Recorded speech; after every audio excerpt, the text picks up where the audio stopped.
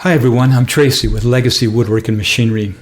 This is the first video in a series where we will show you how to build a drop leaf table using a Legacy CNC with 3 independent workstations. If you're not familiar with Legacy's CNC work systems, you can visit our website listed below to learn more. I wanted to have a small workstation for my computer that fits nicely into my living room. The criteria is pretty simple. It needs to be unobtrusive and look nice when it's not in use.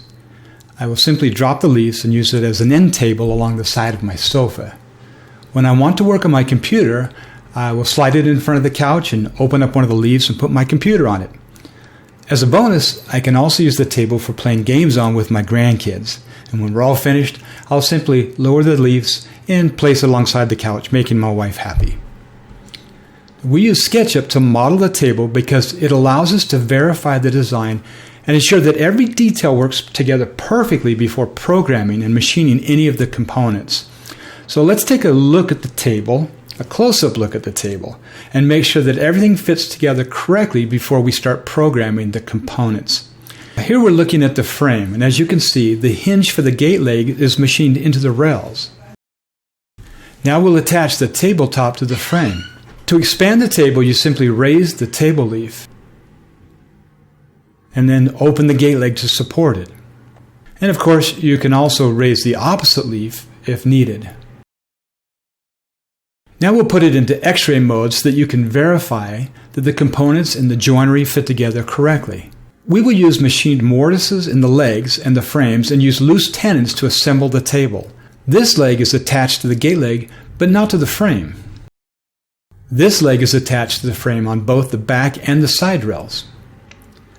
The corners of these rails are rounded, and we'll use a small wooden dowel for the hinge pin. The center support also uses the double mortise and loose tenons to tie the frame together and add additional strength.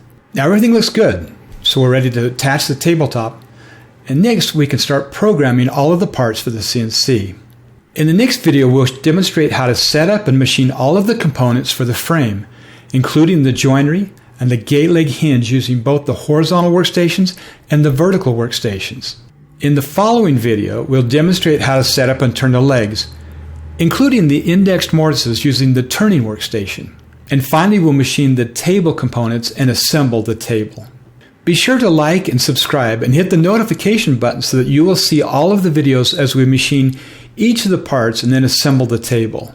We teach how to program the parts on our online CNC workshops held on Tuesday evenings at 5 p.m. Mountain Standard Time.